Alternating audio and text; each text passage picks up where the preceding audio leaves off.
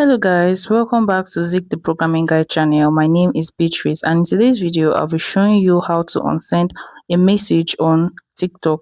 First of all, click on our TikTok app and this is my inbox and I will be unsending this message hello and click on it, delete for all. So this message have been deleted from both sides, both from the receiver's end. If you find this guide helpful, give this a thumbs up and equally subscribe to get more helpful tips like this. Thanks for watching guys. I'll see you guys in my next video. Bye.